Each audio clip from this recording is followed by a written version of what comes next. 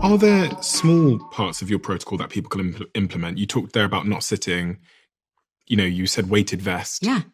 Are there anything else that we can do that might help us build muscle mass without having to go to the gym? Yes.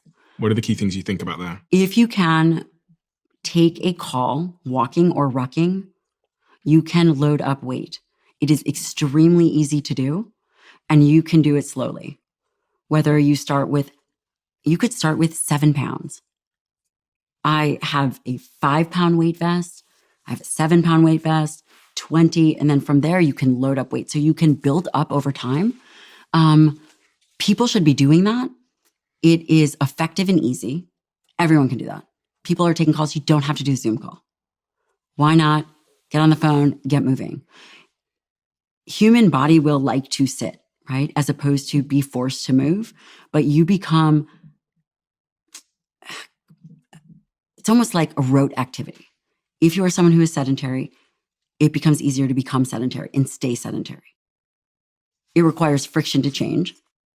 You can mitigate some of that friction by incorporating movement into your life. For example, walking with a weighted vest, easy. Training with your kids. People will say, I don't have time. I'm so busy. Pick up your kids after school.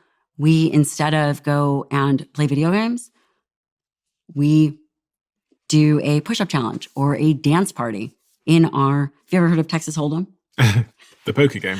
No, the dance. Have you ever seen this? Beyonce made an amazing song called Texas Hold'em. Yeah, And I thought she was talking about poker. She might be, but there is a line dance associated with that. There are a million fun ways to do something. We just have become accustomed to doing less. And we'll dance, we'll do whatever, push-ups, physical challenges, playing outside, get the Nerf guns, whatever it is. Easy. I mean, it couldn't get easier than that. What do you think a good goal is to have? What kind of goal? Because I'd said this before, but there's a time in my life where my goals were very superficial. And they were anchored to a date. What are the best kind of goals that we should set ourselves as it relates to our health? I don't think we should set goals. No goals? I think we should set standards. Okay. When you set a goal, you can either reach that goal or not. But if you set a standard, then you will always keep your standard. And that standard will allow you to reach a goal. But the standard won't change. For example, the standard is you wake up and you set whatever that is, you train every day. For me, I train 3 days a week, depending on how intense that training was. On Saturday, I might do a 4th day of training. And on Sunday, I forgot to tell you this, we do a group workout. My standard is physical activity has defined moments, and that is my standard, even if I'm traveling. I know exactly what that's going to be before I get to the hotel. That is a standard of physical activity. I don't have to think about a goal. I don't have to have a goal of, am I going to hit that or not? Because I know that those are things that I won't fall short of. My standard is my nutrition plan. I have between 110 to 120 grams of protein. I have between 110 to 120 grams of carbs. I know what that looks like. That is my standard. I don't deviate from that. And what are you struggling with as it relates to your own advice? Sleep. You're struggling with sleep? Yeah. Is that because of the 2 little kids, or is it? It is. Because I have to make a choice.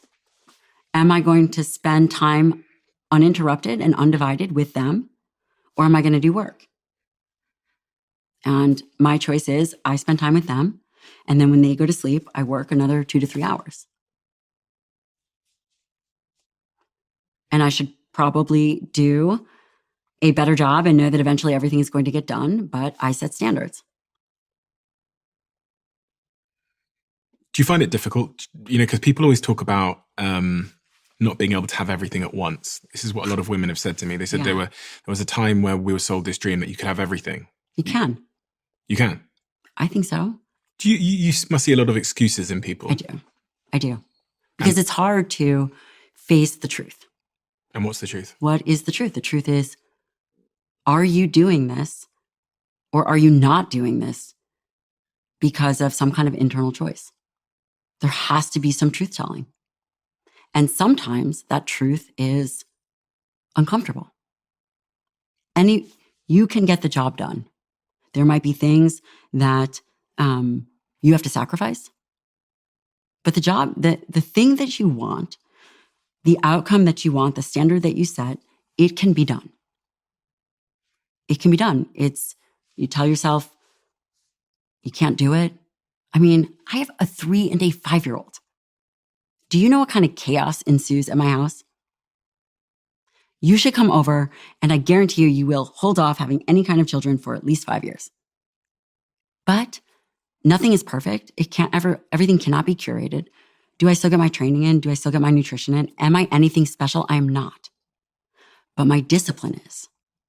I am very disciplined. Have you always been? Yes. A lot of people aren't, and they haven't ever been. It's much more difficult to not be disciplined. The reason I am disciplined is to be able to manage my life. How do I get your discipline? You execute. You don't overthink it. There's nothing to think about. What do you want? I want to be like you. No, what do you want? Where are you falling short? I want to be like you. You would not be nearly as successful if you were undisciplined. You have to be disciplined. I'm just trying to embody the audience. I'm trying to think through all the bullshit that people tell themselves. And we all tell ourselves bullshit in various aspects of our life. If we're not telling ourselves bullshit as it relates to like exercise, it's something else. It's our relationships, it's blame. And so many people struggle with personal responsibility, because if you were to post or I was to post anything on my story that you just said in the last sort of 5 minutes, they would be very offended. Yeah, and there'd be not everybody. There's a small group of like. So are they going to edit this out? So no. Come. Oh no! Don't. No, of course not. Don't send crazy people after me. No, we will. But it's like the whataboutery gang, and the whataboutery gang. You could say anything, and they say, "Yeah, but what about?" Totally. Yeah, but what about? And I understand some people have legitimate exceptions. The truth is, it is very difficult to do what I do. I run 3 different businesses. I take care of some of the most incredible humans on the planet. I have my own podcast. I'm writing 2 more books. And I don't have full-time help. I'm a mom. The one thing I don't find is I don't find excuses. I figure out ways to get it done, because if it matters, you find ways to get it done. You know, if I were to say, and this is an extreme example, but let's say I said to someone who, I'll just make this up, loved cupcakes. I said, if you eat another cupcake, then something catastrophic is going to happen to your dog.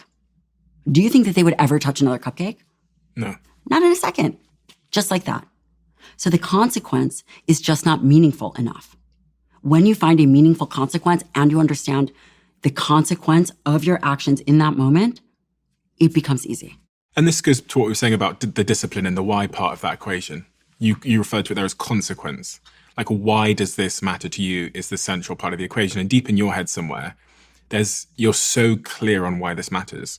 Yeah. Because you've seen the research, you've studied it, you've seen the consequence of this. I've seen the end result. Yeah.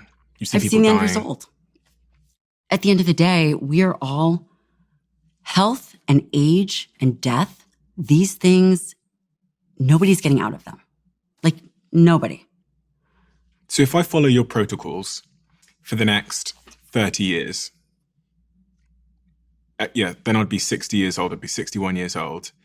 Can you describe to me what you think my life will look like as a 61-year-old? I can. Versus if I just sit in this chair and eat processed foods and do 0 resistance training for the next 30 years. Can you describe the 2 different Stevens? We'll call one sedentary Steve, and we'll call one Dr. Lyon Steve. Okay. Let's start with sedentary Steve. Mm-hmm. I will say you are 30. So right now, you're sedentary. Alzheimer's disease is likely beginning. Cardiovascular disease is likely beginning. Right now at 30. That's right. Remember, these diseases that we believe are diseases of aging are at their core and at their root, in part, due to the health of skeletal muscle, the only organ system that you have direct voluntary control over. That's it. I cannot say, Stephen, I want your heart to beat at 45 beats per minute. Go. I cannot control You might be able to control your respiration, but you can't physically contract your diaphragm. Go ahead, contract it. Okay, maybe.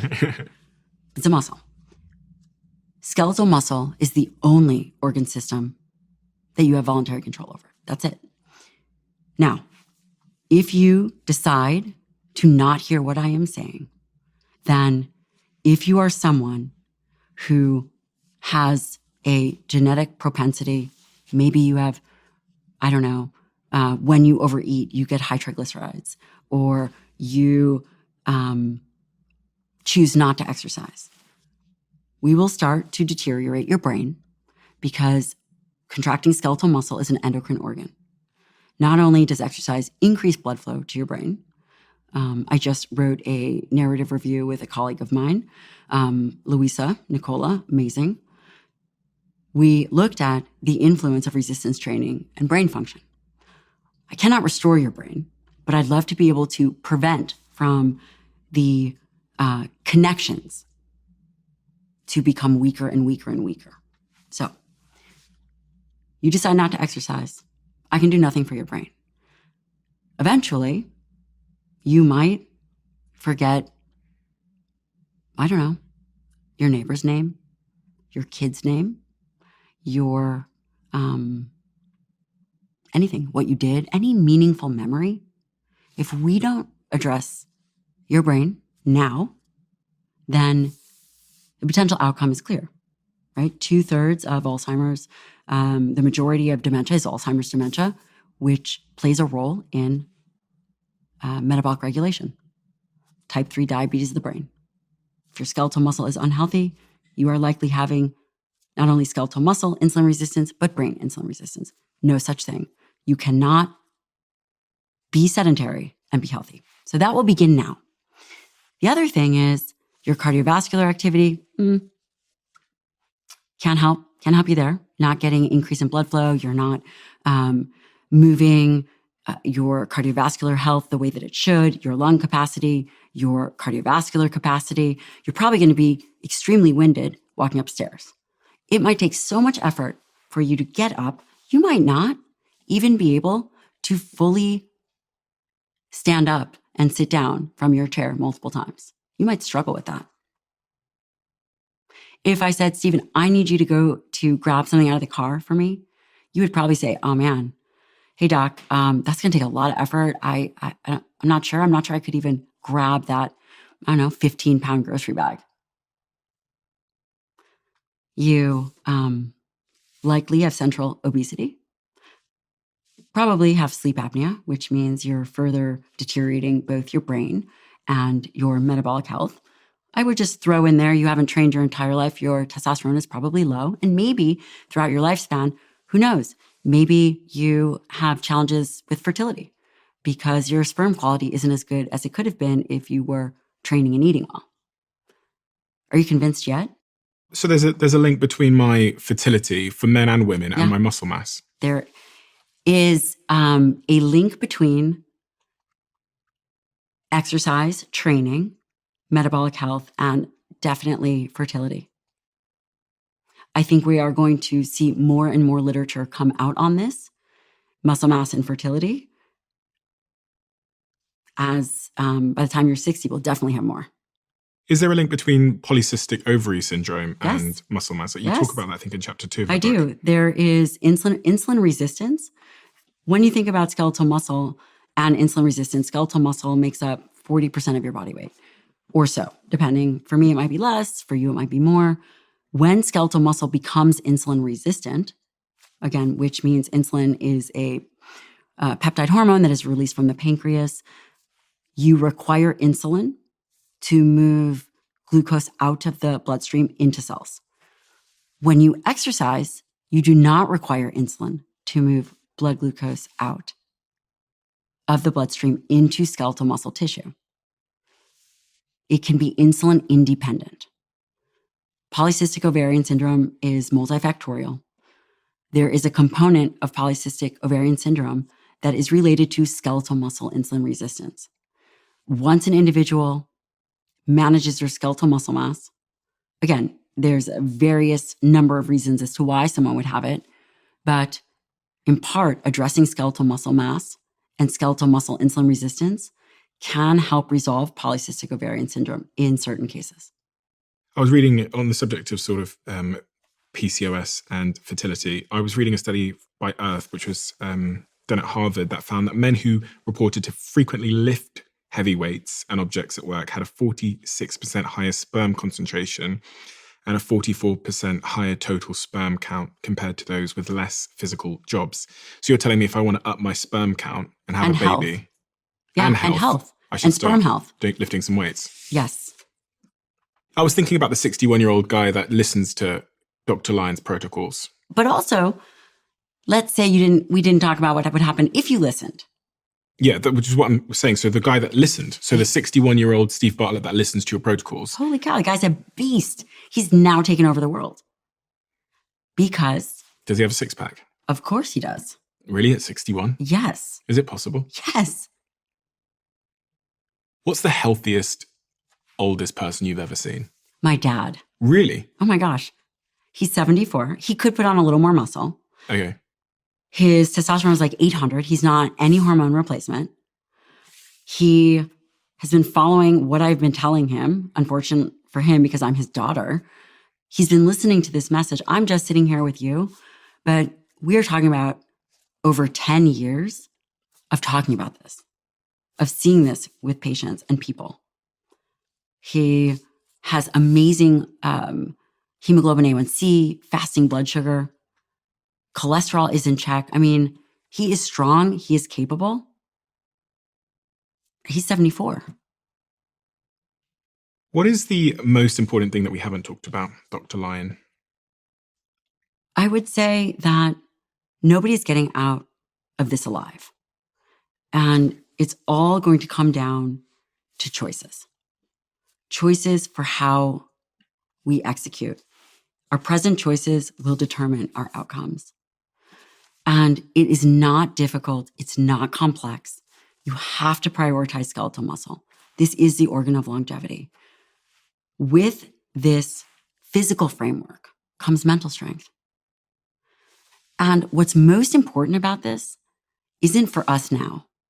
Like, this is great. You can do it. But it provides hope and an example for our children. That those people, the little ones, that is who I am truly worried about.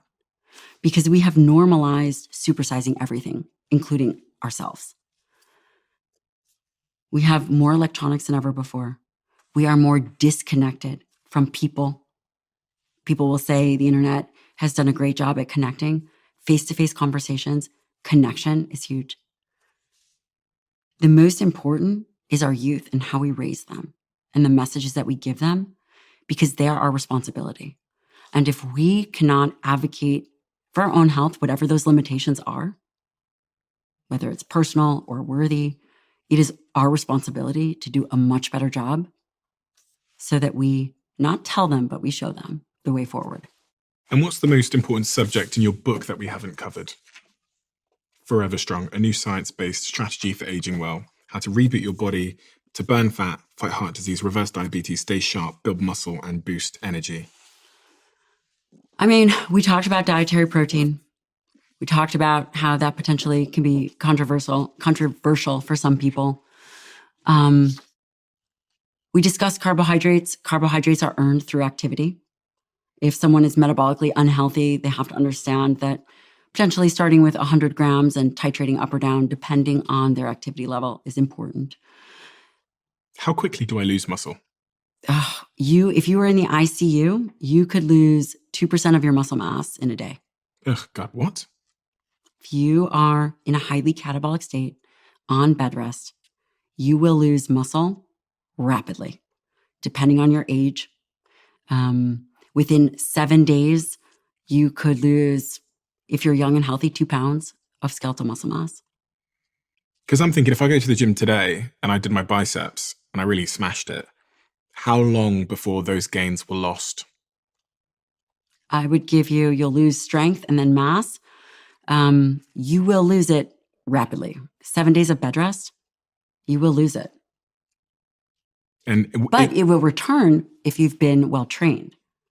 And it will return faster the second time than it did the first time, right? People talk about muscle memory a lot. That is a interesting perspective. Yes, if you are well trained, will it return? Yes. It also depends on how long you have been untrained for. It also will depend on how highly catabolic you are. For example, if someone had cancer, they're in a highly catabolic state, their body is breaking down. Skeletal muscle mass will improve their survivability. If someone goes on bed rest, you will lose muscle mass and strength extremely rapidly. Now, will you able to return insulin sensitivity? Yes. If you decided to just begin basic activities of living and not exercising, you will not be able to recover that muscle. Getting out of the hospital, just doing basic things will not be enough. And now, as you can imagine, that happens to people. I can imagine. Yeah. Yeah, I go through periods in my life where, for whatever reason, I have to be a bit more sedentary. Things like filming TV shows. I filmed this show called Dragon's Den, where we basically sit in a room for 10 hours a day. It's like Shark Tank here. And whenever I go through that season of life, it's very difficult. I always see this correlation between how much activity I've been doing and how much motivation I have. So if I've been sat down and not been exercising for a while, I find it harder to find the motivation to go again. And it's this kind of vicious downward spiral. One thing that we didn't talk about is how skeletal muscle mass functions as an endocrine organ. What's an endocrine organ? An endocrine organ is something that produces hormones that act systemically, locally, and there's an inter-organ connection. When you exercise based on intensity and duration, you release myokines. Myokines like interleukin-6 or interleukin-15. These are what people typically think as cytokines that are released from inflammatory cells or macrophages. But when you contract skeletal muscle in a meaningful way, based on the intensity and duration, you release myokines from skeletal muscle that interface with your brain. They affect mood, they affect neurogenesis. It also affects your liver and your kidney. There's this inter-organ crosstalk. We talked about skeletal muscle, about how important it is from a metabolic perspective, as a body armor perspective, but also as this endocrine organ that can affect mood because of the components that it's releasing. And that is fascinating. It can counterbalance inflammation based on the activity, duration, and intensity. So that explains why if I've not been moving, I don't feel as good in terms of motivation. And I feel more fatigued when I've done less exercise over a long period of time. Yes. And it doesn't take much to maintain what you have. For example, if you could during those days, do you have to be, so you're shooting for 10 hours, you don't have breaks? We have lunch break. You should be training on that lunch break. I don't care how tired you are. I'm hungry. Then you should eat in 10 minutes and get to training. It's a good point, and you're totally right. Push-ups, have a weighted vest, do whatever you have to. You will feel exponentially better. And also, this is predictable. So here is an example. You know it's coming, right? You know that you'll be filming this for 10 hours a day. Yeah. What is your strategy to execute in a way that is effective and meaningful? And that's really it, isn't it? It's about forward planning. Yeah. You know it's coming. It's predictable. It's also predictable how you're going to feel afterwards. And then you are going to have to account for how you feel. And then you are going to have to deal with the repercussions of now not being motivated, now having to address your diet, and now probably feeling a little bit more down than you would have.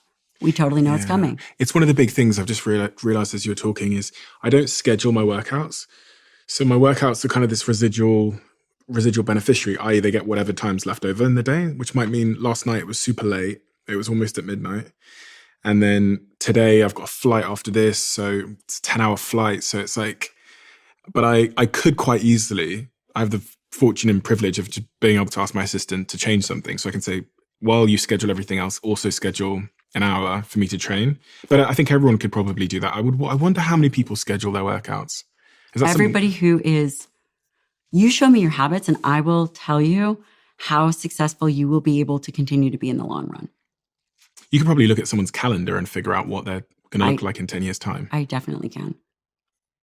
But I will say that there's this privilege of youth, and then there becomes a tipping point. Yes, you should be scheduling those things. You can, and let's say you say to me, Gabrielle, I don't have time to do it.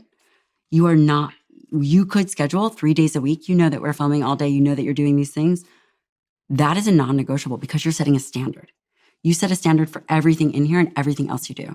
Mm. Nothing is going to be more critical for your impact than being able to manage your health. Because again, there comes a point in time where it's a very predictable turning point, inflection point. If we get together again and, I don't know, say it was 30 years from now, and I say to you, and you've been successful over the next 30 years, however you define that, what happened? We've completely changed the conversation. We are no longer ad nauseum talking about obesity. That is a side component. We are focused on physical and mental strength. We are focused on understanding that it is a muscle problem and a solution that we can do something about. Obesity is an afterthought. And personally? My kids have done amazing, and they're happy and adjusted and can withstand whatever comes their way. And my husband will be picking up his socks. What you just listened to was a most replayed moment from a previous episode. If you want to listen to that full episode, I've linked it down below. Check the description. Thank you.